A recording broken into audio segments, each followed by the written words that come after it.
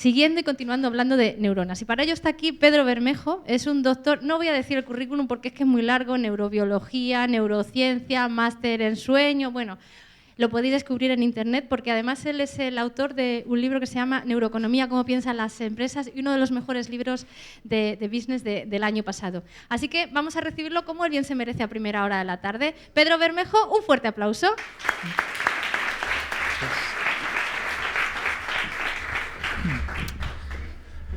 Bueno, pues muchas gracias por la presentación, lo primero. Muchas gracias a Juan y a Nuria por invitarme y muchas gracias a todos vosotros por estar aquí. Y a mí me toca hablar de lo que es el neuromarketing, el neuromanagement y qué es todo esto de la neurociencia aplicada a los negocios, qué es todo este lío, en qué nos hemos metido. Pues bien, ¿cuál es el papel de la neurociencia? Y es que la neurociencia se encarga de estudiar el cerebro y nosotros realmente con el cerebro es con el que estamos todo el día tomando las decisiones, incluyendo las decisiones del trabajo, incluyendo las decisiones de compra. Este señor no sabe si tirar a la derecha o a la izquierda, vosotros no sabéis si comprar un producto de una compañía o de otra, o vosotros no sabéis qué obrero, qué trabajador, qué cliente es el que os puede comprar vuestro producto. Pues de todo esto realmente se encarga la neuroeconomía, la rama de la neurociencia que se encarga de tomar decisiones y sus distintas especialidades, neuromarketing, neuromanagement, neurotodo, que le estamos ahora poniendo el término neuro a todo realmente.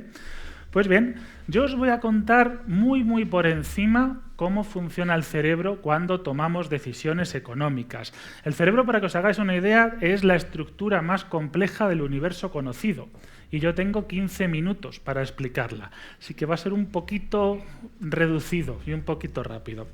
Voy a hablar fundamentalmente de 4 estructuras distintas, 4 zonas distintas. La más importante es esta, el equilibrio que tenemos entre el sistema de recompensa cerebral y el sistema de aversión a la pérdida. Y del resto iremos hablando luego. Pues bien, nosotros, cada vez que nos tenemos que enfrentar a una decisión, una parte de nuestro cerebro recoge como la parte buena de esa decisión y otra parte sería la parte mala de esa decisión.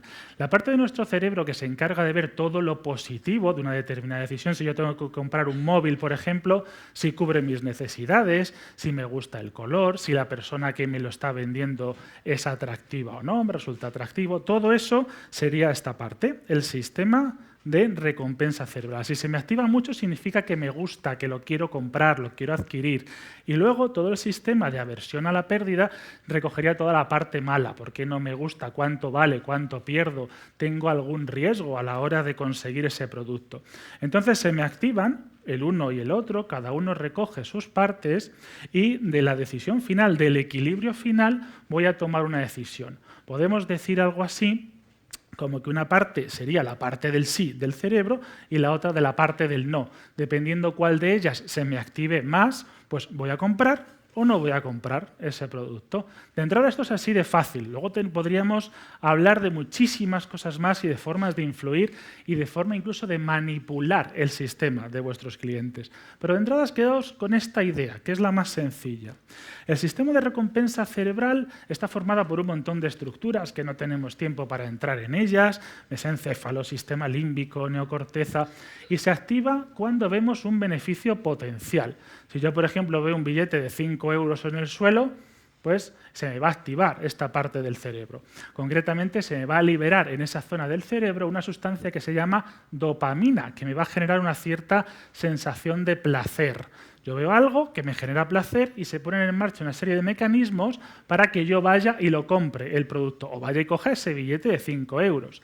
El término dopamina también se llama sustancia de placer y de hecho el término doparse viene de la palabra dopamina, simplemente es meternos cualquier tipo de sustancia para provocarnos placer y subirnos la dopamina.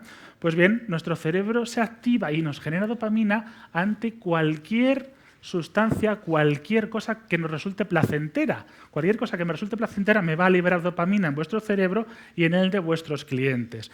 Y eso puede ser muy variado: dinero, comida, sexo, alcohol, drogas, relaciones de todo tipo. Cualquier cosa que me resulta placentera, vuestro cerebro actúa liberando dopamina y provocándoos una sensación de buscar ese placer. Si conseguís liberar dopamina en el cerebro de vuestro cliente va a hacer una serie de movimientos, de actos, para comprar ese producto que le está liberando dopamina. De forma anatómica muy reducida, podemos decir que el sistema de recompensa cerebral es una vía que llega hasta la corteza prefrontal, un núcleo que se llama núcleo accumbens, otras zonas más raras que no merece la pena entrar. El núcleo accumbens se relaciona con los beneficios, la cantidad de beneficio, y la corteza prefrontal se relaciona con la posibilidad de éxito. Dicho de otra forma y explicando esto, estas dos estructuras serían las que componen ese sistema del sí, ese sistema de que voy a hacer determinada función, de que voy a hacer tal acción, y activando cualquiera de las dos en vuestros clientes, podéis hacer que ese cliente se sienta invitado hacia el sí, hacia tomar la decisión que a vosotros os gusta. Ahora bien, esto tiene un interés enorme porque esta zona, la corteza prefrontal, se activa con las decisiones racionales, mientras que el núcleo accumbens se activa con las decisiones emocionales. Le vais a activar a vuestro cliente la zona del sí de una forma racional, simplemente diciéndole tengo un móvil, tengo un objeto, tengo un aparato que cubre tus necesidades, tal cantidad de memoria, vale tanto dinero, se adapta perfectamente a ti, como desde un punto de vista emocional, simplemente hablando de una forma atractiva. Si os lo presenta una atractiva señorita, pues va a ser mucho más fácil que compréis ese producto. No van a cambiar las características del objeto porque no estamos actuando aquí, pero sí vamos a actuar de una forma racional, una forma emocional. Y todo eso, existen fórmulas, existen sesgos para que vosotros podáis influenciar de alguna forma a vuestros clientes. El sistema de aversión a la pérdida, el sistema del no, también está formado por un montón de estructuras que tampoco podemos entrar, es menos conocido. Y existe un estudio muy curioso para ver que realmente existe. Se seleccionan dos tipos de sujetos que en principio son normales y sujetos con lesiones cerebrales en esas partes del cerebro, concretamente en la amígdala y en la ínsula, que son esas estructuras del no, estructuras del sistema de aversión a la pérdida. Y se hace un juego con ellos en los que se les da 20 monedas. 20 monedas y 20 rondas de juego. En cada una de esas rondas de juego, el paciente, en este caso, tiene dos posibilidades: o guardarse la moneda directamente, o guardarse ese dólar y no jugarse nada, o bien lanzar una moneda al aire en la que si sale cara le daríamos $2,50 y si sale cruz perdería todo. Desde un punto de vista estadístico, si se lo guardan las 20 rondas en cada una de las rondas, se quedará con $20. Desde un punto de vista estadístico, si siempre se la juega y lanza 20 veces la moneda al aire y cae 10 veces cara, 10 veces cruz, solo por estadística ganaría $25. Tened en cuenta que la mayoría de nosotros, pues unas veces jugaremos, otras veces no. Cuanto más veces juguemos, estadísticamente tenemos más posibilidades de ganar dinero. Pues bien, ¿qué es lo que pasa con estos sujetos anormales en el sentido de que están funcionando esa parte del cerebro de forma anormal por estas lesiones frente a los sujetos normales? Pues fijaos, el porcentaje de inversión de los sujetos normales es de un 57%. Después de una inversión fallida hemos perdido algo, ya no nos lo queremos jugar, hemos perdido, tenemos una cierta aversión. Y los beneficios medios son de $22,8. En los sujetos que tienen lesiones cerebrales en estas estructuras, el porcentaje de inversión fallida es de un 83%. Tras una inversión fallida, volvemos a jugar en otro 83%. Me da igual, no estoy reconociendo ese problema, pues me la vuelvo a jugar. Pero, señores, los beneficios medios de este grupo son de $24,2. Tenéis algo en vuestro cerebro que os está impidiendo ganar dinero. Si os provocasen una lesión cerebral en esa zona, estadísticamente y de media, ganaríais más dinero. Entonces, hay que plantearse qué es lo que estamos pasando aquí, qué está ocurriendo y cómo estamos hechos, que hay algo que nos impide ganar dinero. Y eso lo podemos aplicar a un lado y a otro. Tenemos una aversión a la pérdida enorme, nos movemos muchísimo para evitar la pérdida. ¿A alguien le recuerda esta situación? Si mi casa valió 500.000 euros, ¿cómo voy a venderla por 480.000? ¿No será más fácil esperarme 30 años a que vuelva otra vez a subir? Y de esa forma tengo la sensación de que no he perdido nada. No sé si os dais cuenta, pero la mayoría de los españoles y los no españoles actuamos así. A la inflación, ¿para qué la voy a tener en cuenta, no? Pues esto es debido a esas estructuras de vuestro cerebro que están actuando en contra de que perdáis dinero. Si tenemos en cuenta los dos sistemas y metemos a una persona directamente en una resonancia magnética y vemos qué ocurre, vemos qué significa cada una de esas estructuras. Cuando se le activa el núcleo accumbens, acordaos decisiones emocionales, estamos hablando de la preferencia de esa persona por comprar algo. Si se activa la corteza prefrontal es que realmente cubre sus necesidades y le gusta. Y cuando se activa la amígdala, la parte del no, lo que significa es que hay una decisión muy arriesgada, que vale muy caro, que realmente no la voy a comprar. Pues bien, se ha hablado por ahí de un punto en el cerebro en el que si lo tocamos, el cliente lo comprará vuestro producto de forma segura. No existe ese punto determinado, pero sí que existe, si podemos decir que activamos este y bloqueamos aquí, vuestro cliente sí o sí va a comprar vuestro producto. Eso es lo que se ha llamado punto S. Y lo curioso no es solo esto. Lo curioso es que si metéis a vuestro cliente en la resonancia magnética y veis cómo se activan estas estructuras, vosotros vais a saber entre 3 y 4 segundos antes que el cliente la decisión que va a tomar. El cliente os lo dirá luego, os dirá lo compro o no lo compro y se creerá libre a la hora de tomar esa decisión y de decirlo. Pero vosotros sabréis de antemano qué es lo que estaba pensando el cliente. Pero es más, todo esto incluso lo podemos manipular. ¿Os imagináis que pudieseis tocar el botoncito del núcleo accumbens de ese cliente para que os vea el producto que le estáis ofertando mejor todavía de lo que es? Pues señores, se puede hacer. Y esto es lo que se llama efecto Google, no tiene nada que ver con la empresa. Y consiste en la estimulación del núcleo accumbens, que es esa parte del sí, una de las partes, la parte emocional del sí. Lo podemos activar con lo que queramos, con algo que sea atractivo para el cliente, algo que le guste al cliente, y luego le presentamos un objeto, de tal forma que con lo que le presentamos inicialmente, que no es lo que le vamos a vender, vamos a tener su cerebro parcialmente activado. Y luego le presentáis lo que vosotros queráis y eso lo va a valorar mejor de lo que es en general. Todos conocemos un ejemplo claro.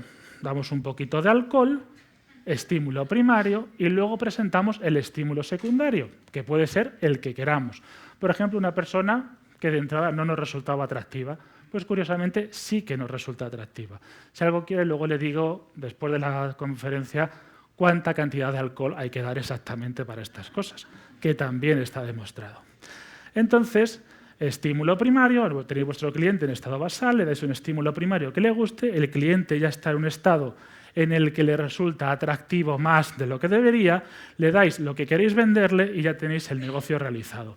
Uno de los sesgos, que se llama efecto estímulo Google, pero hay, como os decía, muchísimos más. En publicidad también se utiliza, y se utiliza muchísimo. Dais un estímulo primario y vendéis un estímulo secundario, el objeto que queráis.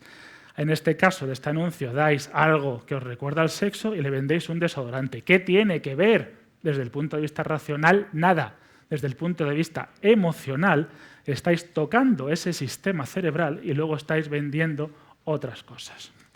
Ejemplos, muchos más, tenéis todos los que queráis. E incluso podéis hacer que el estímulo primario, el cliente no sea consciente de ese estímulo primario. Y eso es todo lo que se llama la publicidad subliminal.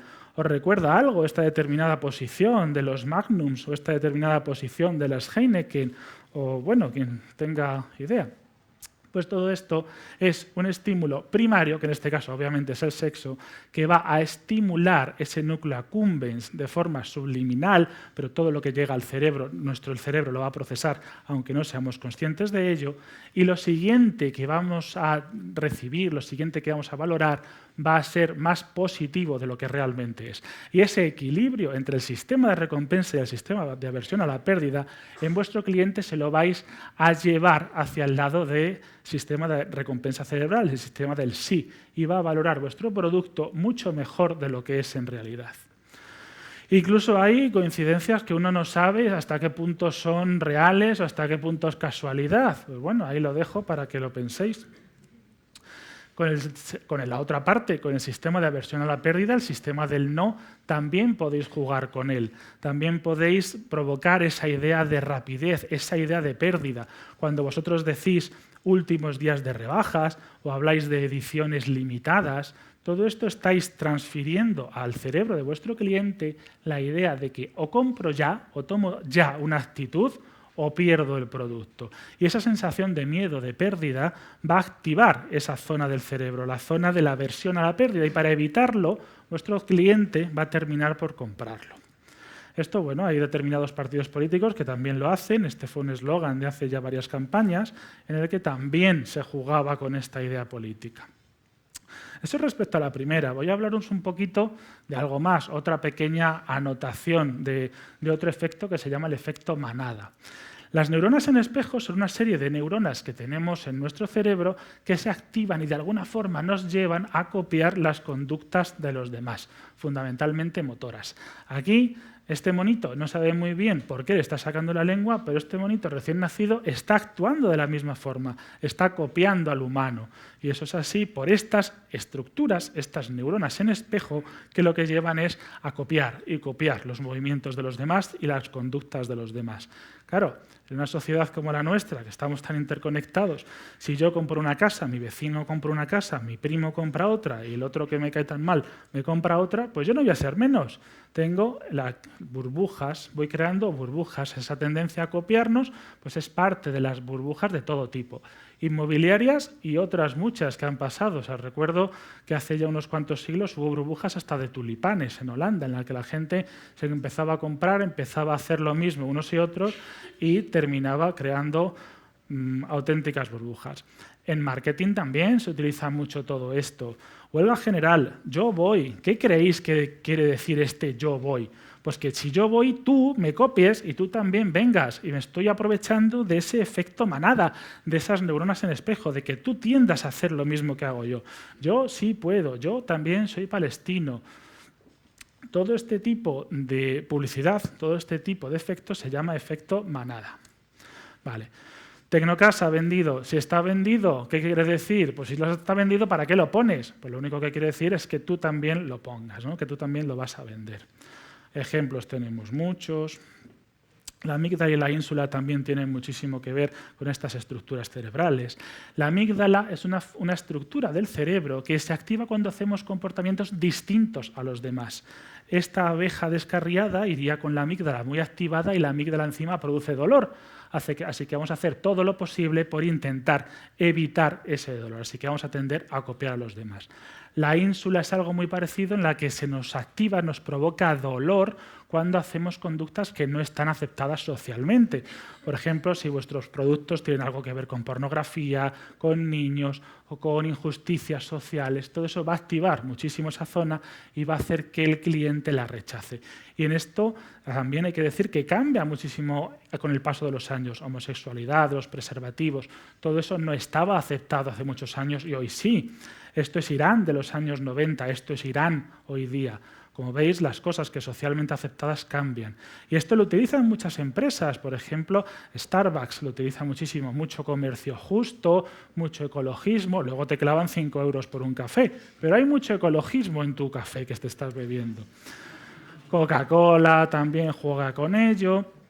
Y ya lo último que os voy a comentar, sesgos de estos podríamos hablar, hay libros enteros, os voy a comentar el último, simplemente la generación de patrones. Si yo os digo 1, 2, la mayoría de vosotros empezaréis a pensar directamente 3. ¿Por qué? O 44, no tiene nada que ver. Pero vuestro cerebro ya crea ese patrón, está creando ese patrón e intenta predecir el futuro. De hecho, estamos constantemente intentando predecir todo lo que vemos. Aquí claramente son unas piedras, pero estáis viendo la cara de un señor. Esto simplemente es un abrigo donde estáis viendo un pez y aquí pues sabéis que es una fregona, ¿no? Pero nosotros intentamos predecir. Y esa forma de vuestro cerebro de predecir y de crear pareidoleas realmente es la que nos lleva a situaciones como la de peregrinar a Lourdes, ¿no?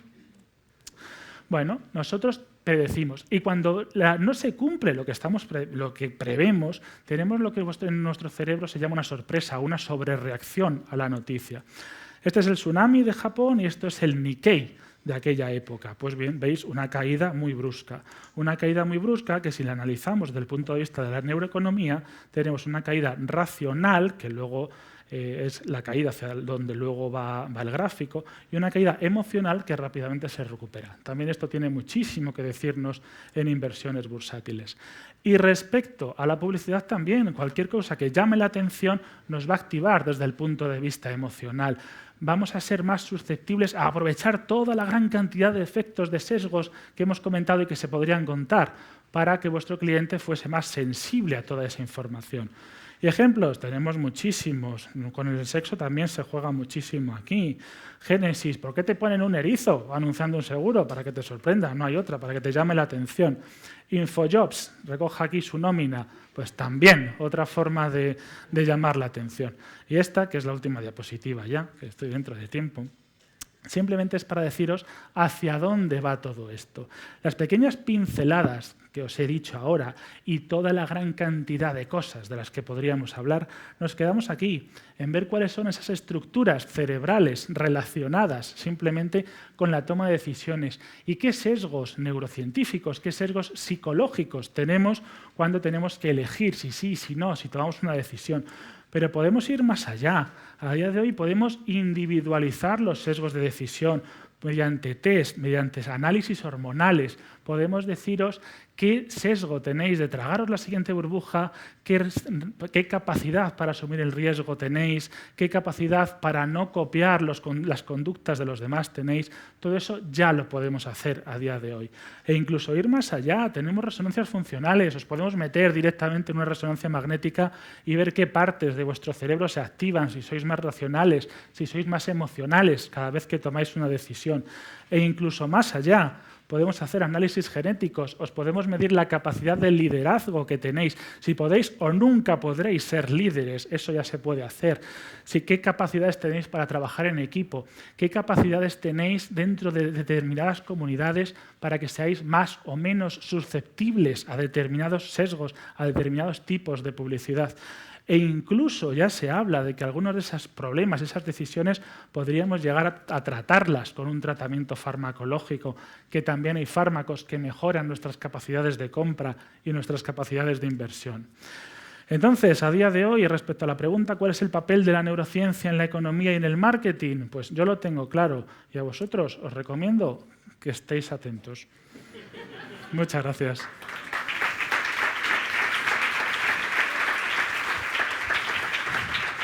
¿Cómo os habéis quedado? Que pensábamos que lo sabíamos todo, pero bueno, yo pregunto, ahora el consumidor que está mucho más informado, ¿es más difícil de engañarle o también está todo estudiado? Bueno, el consumidor, por un lado, el consumidor por un lado está mucho más informado, pero los que saben todo esto también están mucho más informados. Entonces pueden aplicar todas estas técnicas mucho mejor. Hay dos cosas que yo sí que os recomiendo para que no seáis tan susceptibles a las decisiones emocionales. Fundamentalmente dos cosas, y eso resume mucho. El tiempo. Siempre que toméis una decisión, tomádela con tiempo. Lo peor que podéis hacer es tomar una decisión sobre el momento. Vais a ser mucho más emocionales y luego es posible que os arrepintáis. Esa es la primera. La segunda, tomar la decisión con información. Siempre leed, por Dios, los programas electorales. No vaya a ser que luego nos arrepintamos todos. Siempre leed lo que estáis comprando, por favor, todas esas cosas. Si tenéis en cuenta esas dos, tomar las decisiones con más tiempo y tomar las decisiones con mayor información, vais a tomar una decisión mucho más racional y va a ser una decisión de la que tenéis menos posibilidades, no está garantizado, pero menos posibilidades de arrepentiros. Pues muchas gracias. Luego le vamos a escuchar más porque va a hacer Juan una mesa redonda muy, muy interesante contigo. Así que un aplauso para Pedro. Gracias.